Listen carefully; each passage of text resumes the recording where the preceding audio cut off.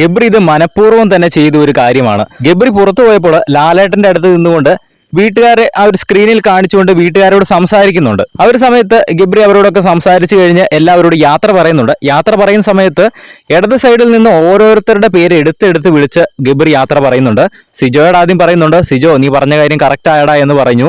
സിജോ നേരത്തെ പറഞ്ഞിരുന്നു ഗബ്രി പുറത്തു പോകുന്ന കാര്യം പറഞ്ഞു, അതുകൊണ്ടാണ് സിജോയുടെ അടുത്ത് ഗബ്രി അങ്ങനെ പറഞ്ഞത്. അത് കഴിഞ്ഞ് ഓരോരുത്തരുടെയും പേര് ഗബ്രി എടുത്തു പറഞ്ഞു. അഭിഷേക്, നോറ, ജിൻഡോ, അൻസിബ, ഋഷി, സായി, ഇങ്ങനെ ഓരോരുത്തരുടെ പേര് എടുത്തെടുത്ത് പറഞ്ഞു. പക്ഷെ ഒരാളുടെ പേര് മാത്രം പറഞ്ഞില്ല. ജാസ്മിന്റെ പേര് മാത്രം ഗബ്രി പറഞ്ഞില്ല, ബാക്കി എല്ലാവരുടെയും പേര് പറഞ്ഞു.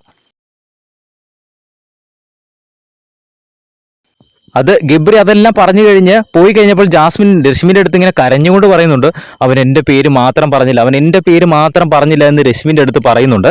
അത് എന്തുകൊണ്ടാണ് അങ്ങനെ പറയാത്തതെന്ന് അറിയത്തില്ല. ഗബ്രി ആണെങ്കിൽ ആ ഒരു ആക്ടിവിറ്റി ഏരിയയിൽ വെച്ച് ജാസ്മിനും ഗബ്രിയും കൂടെ ഒരുമിച്ചാണല്ലോ പിരിഞ്ഞത് എവിക്ഷന്റെ സമയത്ത്.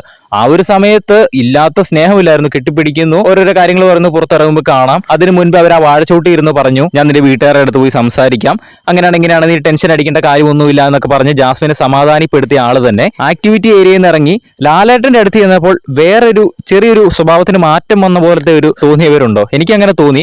ചിലപ്പോൾ ആ ഒരു ഗ്യാപ്പിൽ ചിലപ്പോൾ ഫോണൊക്കെ കൈ കിട്ടി കാണുമായിരിക്കും. എന്തൊക്കെയോ ചില മാറ്റങ്ങൾ വന്ന ഒരു ഗബ്രീനെയാണ് പിന്നെ ലാലേട്ടന്റെ അടുത്ത് വന്നപ്പോൾ നമ്മൾ കണ്ടത്. ആക്ടിവിറ്റി ഏരിയയിലോ ആ ഒരു വീട്ടിനകത്തോ കണ്ട ഒരു ഗബ്രി അല്ല, പുറത്തിറങ്ങി ലാലേട്ടന്റെ ആ ഒരു സ്റ്റേജിനൊപ്പം നിന്ന ഗബ്രി. ചിലപ്പോൾ ഫോൺ എടുത്തിട്ടുണ്ടായിരിക്കാം, വീട്ടിലേക്ക് വിളിച്ചിട്ടുണ്ടായിരിക്കാം, എന്താണെന്ന് നമുക്കറിയില്ല. എന്തായാലും എനിക്ക് അങ്ങനെ തോന്നി. നിങ്ങൾക്ക് അങ്ങനെ തോന്നിയെങ്കിൽ താഴെ ഒന്ന് കമന്റ് ചെയ്യുക.